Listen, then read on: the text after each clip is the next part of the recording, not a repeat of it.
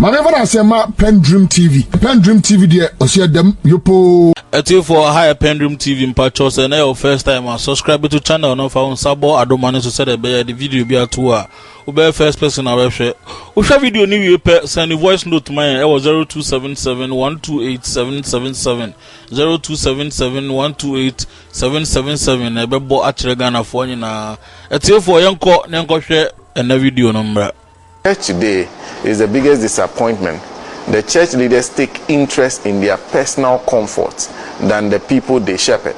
So even in the face of wicked governance and tyranny, the church leaders are quiet. The day of reckoning will come. Adam Mustafa Hamid says, good morning. Please watch you in live from number 9, number 10 Tamale. Number 9, number 10 Tamale. Nasir Ashura says, would Mensah and Bossman Asari stay in this country when the MPP leaves power? Some more.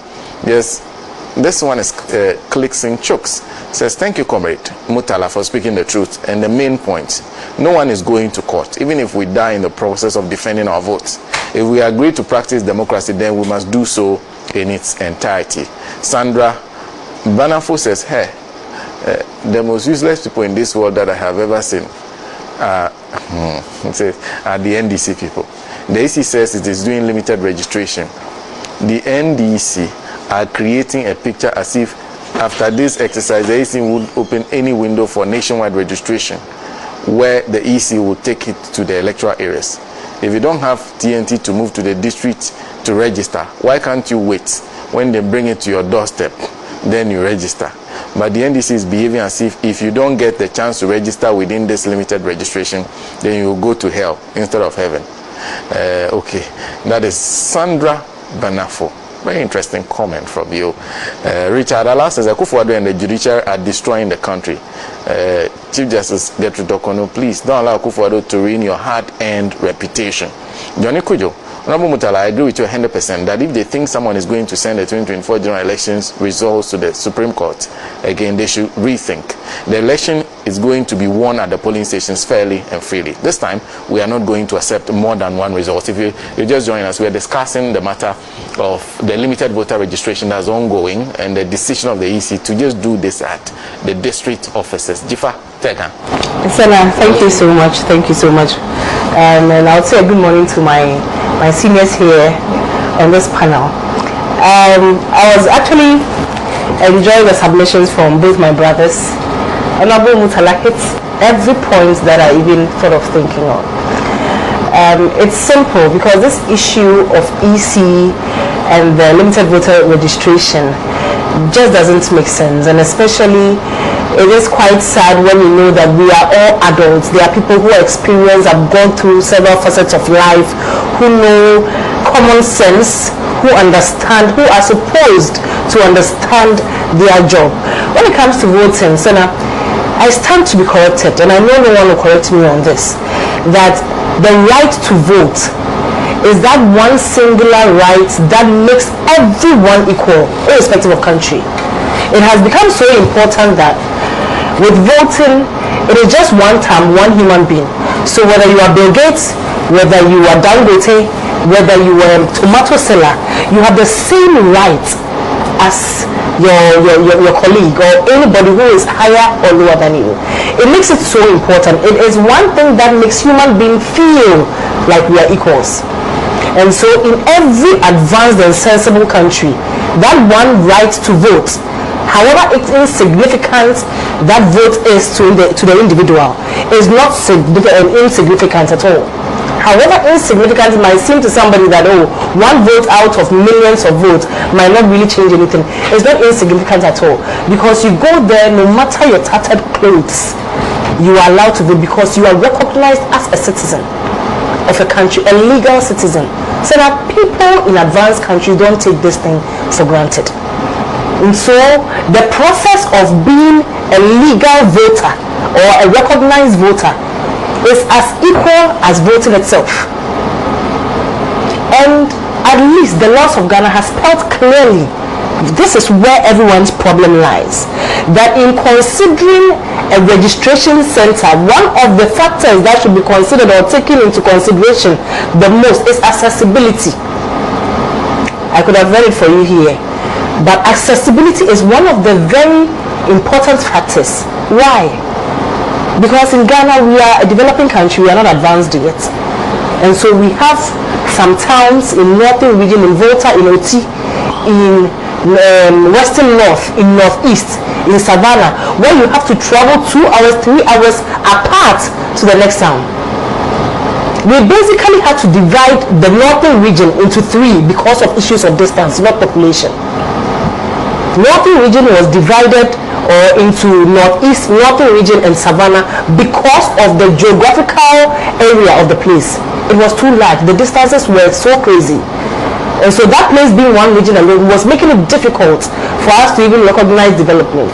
So if today the EC is not able to give us any substantial reason as to why for the first time they are deciding that we should do registration at various district offices and not polling stations, I don't know what to say. Your last comment that you read was a little outrageous, and I'll just say that the person is probably an unintelligent young lady who needs a lot of knowledge on the issue before they comment on it. Because it's about exercising your right. We have 18-year students, 19-year students who are still living under the care of their parents, who are still being fed, expected to travel 2 hours to a center to go and register. That is even if you be registered at all, only to be told to go back and come another day. So now ask me what the EC's target was. Initially, the EC was targeting to register at least 300 people in a day. At least, not average, at least 300 people in a day. For each, yes, if registration center, because there are some centers that have even divided into 2. So each registration center, 300 people at least. Look at the figures my brother recorded. 1 in a whole day, 50, 35, 100 in a whole day. It looks like the 100 to 150 is even the best that has been recorded so far.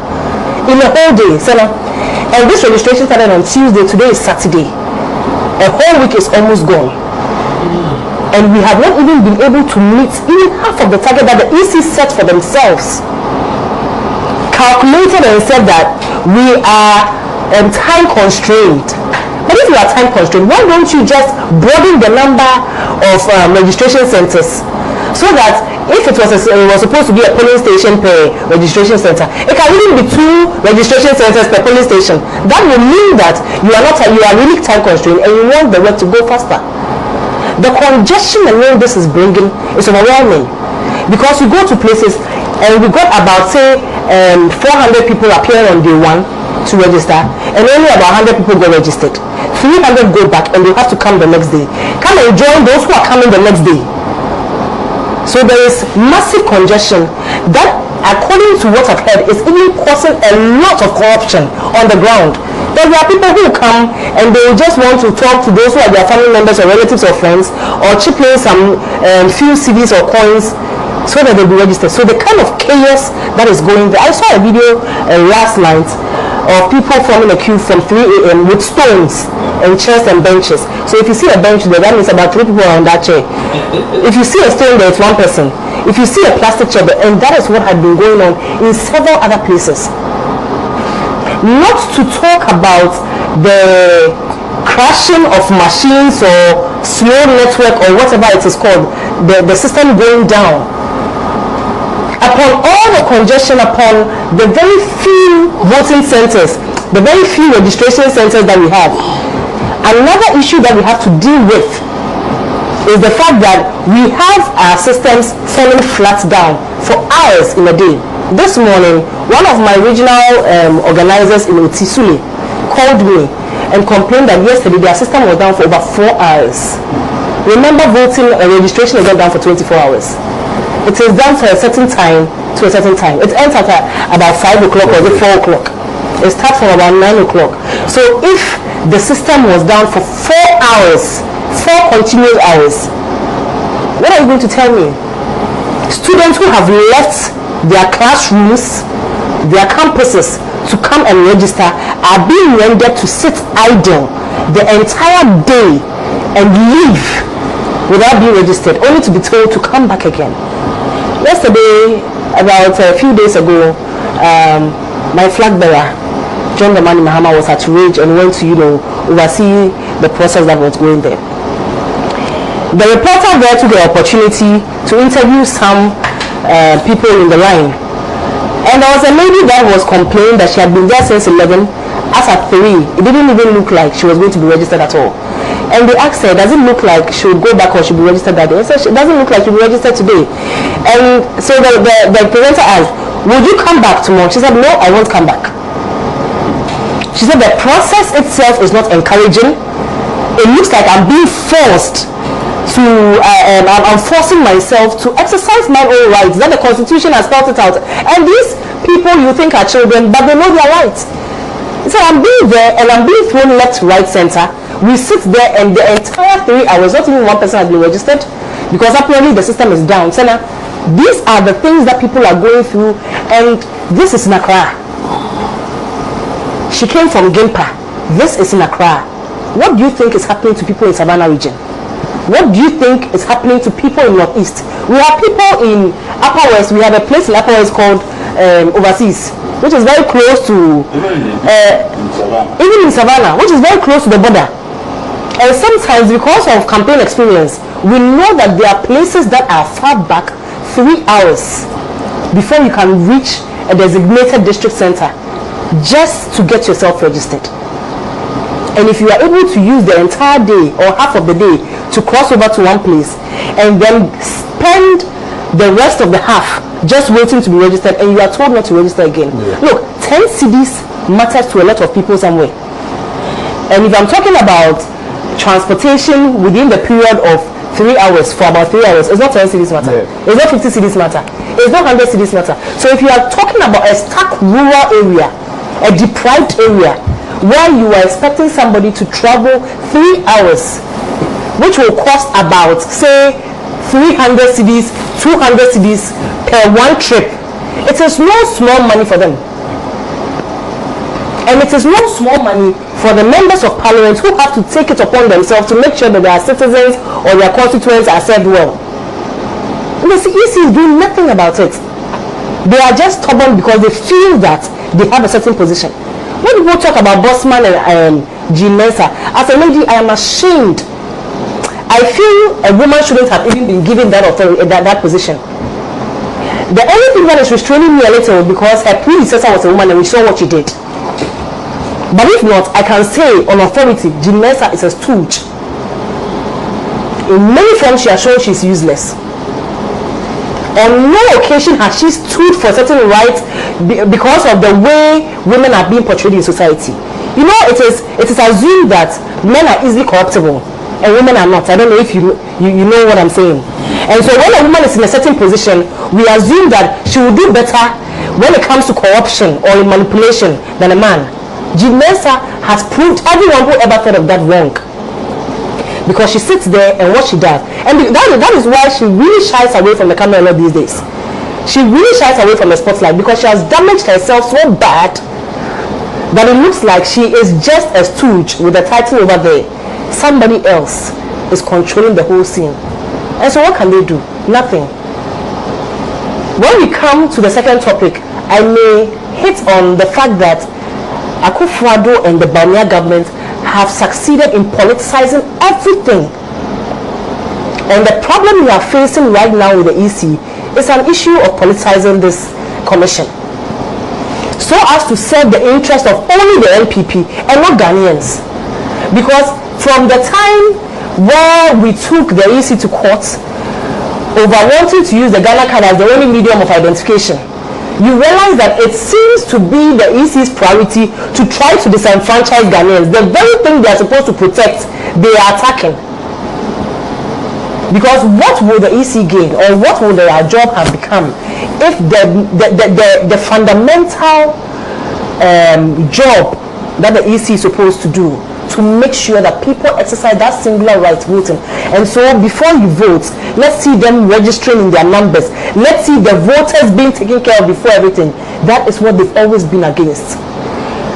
I heard Kofi Akpalu speaking yesterday I don't want to talk a lot about his personality or anything as to how he thinks.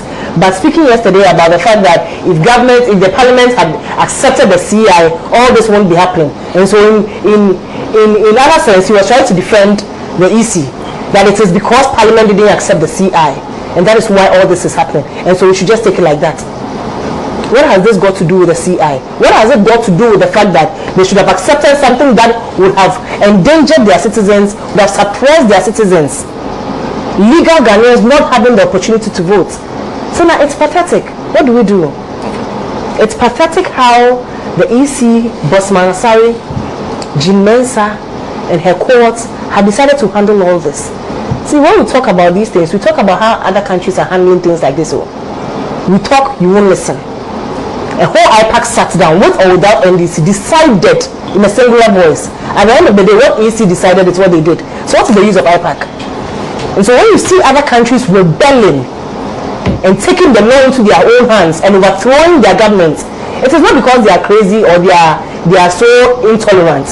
It is because they have tried several ways to be reasonable with the government, and they have rebelled because they think they are the authorities in power. So what do? You withdraw. And when you withdraw, it is only a matter of time, because somebody will not withdraw forever. In our various homes, in our various schools, when you realize that somebody is being oppressed, if a teacher keeps and consistently oppresses a student, you realize that the student can take it in only up to a certain time. One day they blow up and they don't care whatever consequences they face. I'm giving a very, very practical example of what happens in our various homes, and this is what is happening now. So what do? People have to pay huge sums of monies to bar citizens. They are not going to benefit anything. This is not voting. The people you are bashing, how are you even sure that they are going to vote for you through and through? How are you sure they are going to be alive or they are going to be present to vote for you? But because you have to take care of your citizens, you have to bash them all the way from their villages several times before some of them are even registered at all, and come with the attitude of breaking systems breaking down, congestion, inability of people registering. So now before I end, I want to talk about this guarantor system. And sometimes when it's in our convenience, we like to refer to the fact that, oh, in an advanced country, ID card is everything. I would refer again to Kofi Akpalu, because I heard his interview at length where he was talking about social security number and the fact that your ID card and your social security number is everything in an advanced country. Is this an advanced country? You know, when it suits us, we compare ourselves to the Westerners, to the Western world. We compare ourselves to Europe, and when it suits us, when it comes to how our government is being run, they don't want to compare. They rather compare themselves to Niger, or a country who is lower than us. Is this an advanced country where people do not even have 10 cedis to afford transportation to get their cards done? When a lot of backlog of cards are there at the NIA because people cannot even find their way there. Education-wise, they don't even know what they've done through the process. They are not even able to spell their names. They do not even have education. You tell me that you cannot use guarantor system, and the only thing you can use is an ID card that was introduced just how many years ago? And so it is so right for you to only use the ID card and not guarantor system. That guarantor system that has saved us from how long? Maybe we'll get there, but we are not there yet. Maybe we'll get to a stage where we do not need it, but we are not there yet. And this is what people are trying to corner us into by using just an ID card and not a guarantor system. Where we know the value of society in Ghana, we know what it means for a neighbor to know a neighbor.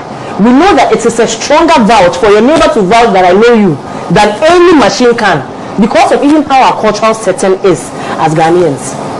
And so you've got a CI that just wants to jump from 1 to 10, has been rejected by reasonable thinking parliamentary members of parliament, and that has rather pushed us into a punishment. So when I hear people trying to say that if it wasn't for the fact that the MPs didn't accept the CI, this wouldn't have happened, I feel that they are looking at us as fools, because that means that, okay, so the EC is punishing us because we didn't accept their CI. What audacity!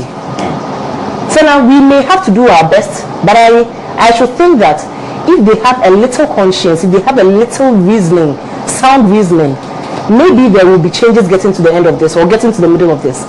Because what is happening is not going to go anywhere. the best that will happen is that at the end of this exercise, we are going to have about half of what we have targeted registered, which will not be enough anyway. And so it looks like the EC might have to either extend it or open more centers. And the problem here will come to pride. They want to, but they have bashed it so much, they do not want to accept that, oh, the NDC and a couple of people have mentioned it time again, I told you so, I told you so. So they do not know how to even introduce it right now. So now it's pathetic, but the things that happen in our judicial systems, the things that have been happening in the media, the things that have been happening all around us in our SOEs and all our government institutions is the same thing that is happening in the Electoral Commission. And this is, in fact, is happening in our security systems. What is happening with Dampare right now is a similar thing that is happening in the EC, politicizing every corner of this country. That is why we are suffering. So I think it's just one problem, and I'm just hoping that gradually we'll be able to draw the lines together, see how we can solve it as a country. Thank you. Thank you. Thank you very much. Well, when you're talking about overseas, I just realized that in the Volta region there are several overseas. There are several overseas. Yes. If you go to if you go to Black constituency, where I come from, Southton, several. If I go to the Angola, and even your reception will even let you know that where you are may not be in Ghana. Yes. And it is in Ghana. This is Charles Cardinal Pukwasi who says, if we are not careful, Jean Mensah will one day ask us to register and vote at her home. What she is putting Ghanaians through is sad. The church, which is supposed to be the defender of the poor, is quiet in an era of tyranny. Very sad indeed. Charles Cardinal, thank you for that message.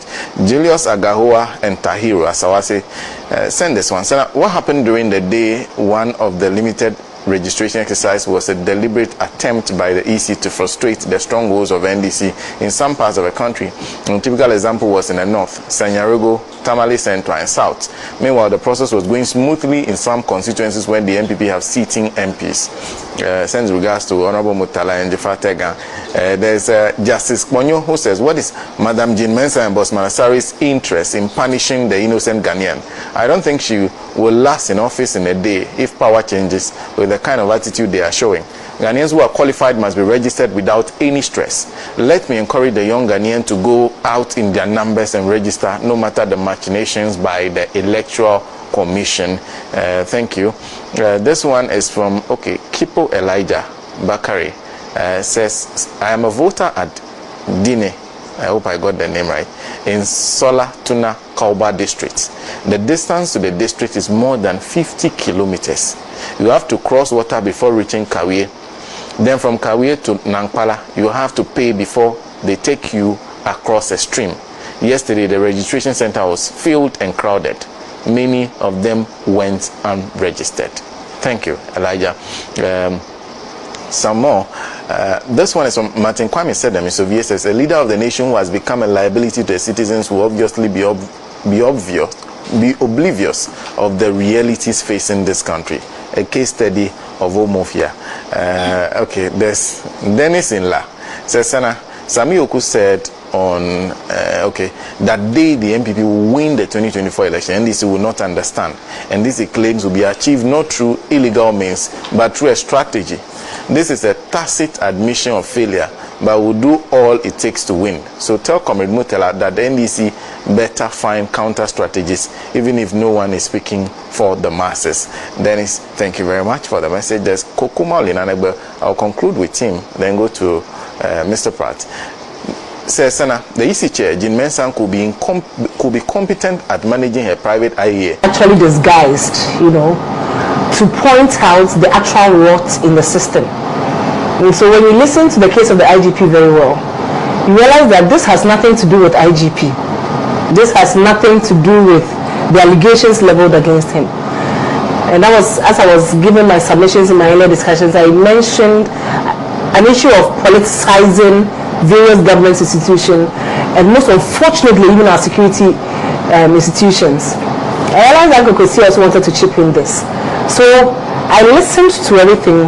I called a senior of mine yesterday to even help me understand the in-depth of the case. And you realize that it is just the frosting. IGP's name is just the frosting on the entire cake.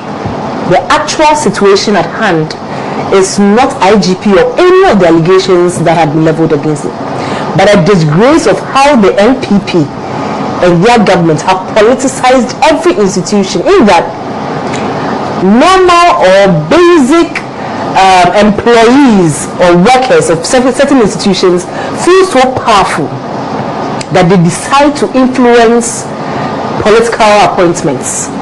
People who are supposed to be far from politics and what the law says about their job have the audacity and the effrontery to make political moves towards their leaders because they feel they are in places of power, or because they feel that they belong to the corridors of power. I am saying this in relation to the 3 police officers, including DCOP Mensah, who went to Bugri Nabu. This was the whole video. So I remember the first time I saw the video, I was wondering, where is IGP in the video? I can't see him. I've only heard his name in the video subtly, but it doesn't even look like there is anything he said that has been recorded, because he said IGP leaked tape. So you want to assume that it is a tape that has a leaked tape of the IGP saying something or doing something he's not supposed to be doing. Unfortunately, that's not the case. 3 young men in the police service who have gone to Bugri Nabu, who is a politician, stuck NPP, nothing apart from, anybody who knows Bugri Nabu knows that he's affiliated to NPP and he's an NPP executive, former executive. Go to him, former regional chairman, Northern region. Go to him and plead a case or start addressing a case of where the IGP came from, who they assume he is, what they assume he's doing, and the fact that his actions may not be favoring their party. These are police officers supposed to be far away from political activities, not to talk of have the effrontery to say that the IGP's actions do not prove to be going in line with the NPP's interest, not the country's interest, the NPP's interest.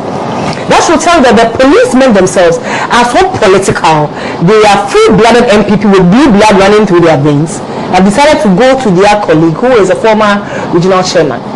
Regional chairman. They didn't go to Baumia. They didn't go to Nanado. They didn't go to the former IGP. They went to Bugri Nabu to discuss the issue of plotting a coup d'etat against the current IGP. That should tell you the kind of power Bugri Nabu is assumed to have. If he can influence the decision of the appointment of IGP, that these 3 policemen go and surrender themselves and discuss this amongst them. This is our police service.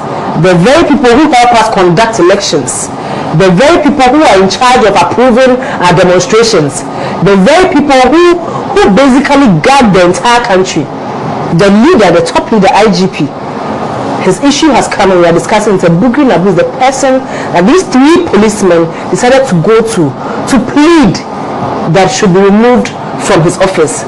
What are the allegations? Some flimsy allegations that I've heard about the fact that he has been communicating with the opposition, which is us, including our flag bearer, that he doesn't give promotions to due promotions to his officers or his subordinates, that he himself didn't even deserve the IGP position because he was flown from 1 to 10 all of a sudden, and several very, very flimsy accusations that he is not a team player, he doesn't really coordinate with people, and finally does not seem to be doing the work of the NPP. Because after all, he was appointed in the NPP government by Nana Akufo-Addo. And so if some of their own, who are not supposed to be their own anyway, because they are police officers who are supposed to be far away from political activities, are saying he is not supposed to be there still because he's not doing the job he was brought there for, then what job was he brought there for? Whenever someone tells me this, I don't even want to relate to the audio tape because I want to relate back to Us3less. My brother is my big brother is saying we are in Us3less together. Now, there are things that didn't go on well, but I must commend that to some extent the usual manipulation that the NPP has on the police wasn't seen throughout. There was a certain level of upgrade, a certain level of stiffness, where you realize that the way the NPP is so used to manipulating and getting through with the police, they couldn't get it. Immediately, a friend of mine mentioned that this IGP is looming for trouble because he seems to be standing his ground on certain areas. He was not appointed to stand his ground. He was appointed to be a student, to be at the beck and call of Akufo-Addo and Bawumia. So I was not shocked when a few weeks later this issue of the tape came up. But you see, the tape that was supposed to damage the IGP, it's actually not damaging him. It's actually damaging the NPP, and these 3 policemen will probably have to bow their heads in shame or be demoted. Because no policeman should have this kind of attitude or should go this direction.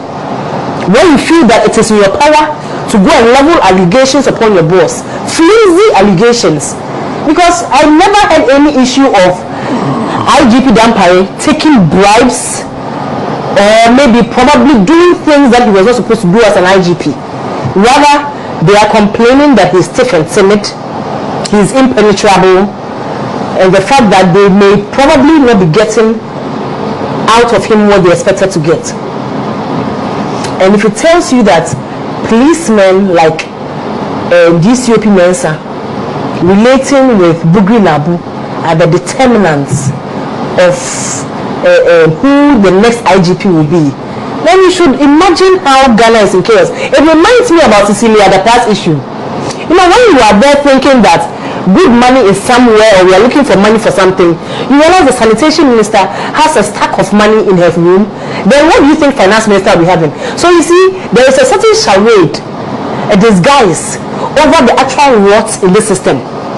I am compelled to imagine that if this veil is taken off, imagine the things that we'll see, Sana. You'll be shocked who actually appointed the finance minister or who actually suggested the appointment of the finance minister. You'll be shocked who is in charge of Ghana's resources. You'll be shocked that the governor of Bank of Ghana is actually powerless and he has no clue what is happening. I mean, we live in a country where the president has once said that he was misled to go into a certain contract. You understand? So I'm always compelled. That is one thing that I've been struggling with these days. The rate at which things are seemingly not well directed. I am beginning to think that there is a certain veil over the governance of this country, and if it's unveiled, we will be shocked to know that people in power, people who are making those powerful and grand moves, have nothing to do with power, are not supposed to even have a close relation with power at all. So it is pathetic. And when I heard the proceedings of the inquiries, where the IGP Dampare was speaking, you could see the certainty, boldness with which he was calling things blatant lies. They asked him this, he said it's a blatant lie. And he's wondering how. They even accused him of not even having a good relationship with other security agencies like the army. He said that is not true. You realize that these lies were simple lies that are being told between classmates in school, schoolmates lies, basic children lies. He has beaten me when he has clearly not. I've fallen by myself and I'm going to accuse somebody that someone has beaten. Clear children lies, baby lies. That is the degree that they fell down to just to try to take the IGP out from them. Unfortunately for them, this is one particular person who has gained the favor and affection of Ghanaians. Unanimously, if you can agree with me, he is becoming one of the most popular IGPs of all time, because apparently they see him to be a working person. And unfortunately, somehow, some way, the very people that brought him in power think that no, going ahead of 2020 for somebody who is so principled and self-reliant like this cannot help us do our job. So let's find ways to kick him out. And in finding ways, I am brought to the level where I think that it was probably the likes of Bugri Nabu and Co who actually helped appoint him. Obviously, because if you listen to the video, they had mentioned a place where they suggested him, or they were the ones who are thought or supposedly brought him to power. So you realize that the kind of decisions that are made for this country, we sit in our chairs and assume that it has been carefully thought. There has been a whole think tank around it to push this agenda because it's the best. And you know, when Akufo-Addo does something, he will come and give a speech of the century as to how he has thought and tried and tested and knows, and this is the best. I mean, when he's speaking about Bawumia, He will tell you that this guy, an economic wizard, he's done this, he's done that. You come and defend his ministers. You come and, when he's clearing people, that's why we call him clearing agent. When people are brought down for corruption and he's clearing them, the kind of confidence he exudes in them, and to show that he actually knows them, you assume that he has lived and understood these people for long. Only for cases like this to come out and realize that he was probably sleeping and snoring when this decision was being taken. Being taken by people that we may not trust to take such decisions. And today, what does the NPP or the 4 people involved in this video have to say about this matter? Nothing. I am glad that this matter came out. It has vindicated IGP. It has also vindicated some of us who think that every institution, now it's with the EC, it's with the SOEs, it's with other government companies, and now it is with our security service. Is it going to be in the army too, or is it already there? You begin to wonder, to what limits will they go? So now it is a serious topic, and I just want us, my interest today was to underline the fact that this government has, without any doubt or without any pause or caution, infiltrated their corruption in every government institution where people feel like they are the landowners. These 3 policemen felt that they are the landowners of the police service. They felt that they are NPP people and they were doing the bidding of NPP. And so they saw that some leaders were not doing the bidding of NPP, so it was their mandate to try to draw the attention of their NPP heads to try to put things to order. This is dangerous, Senna. If we do not take care, we are just going to lose ourselves before we realize it. Thank you for working within 10 minutes for me. And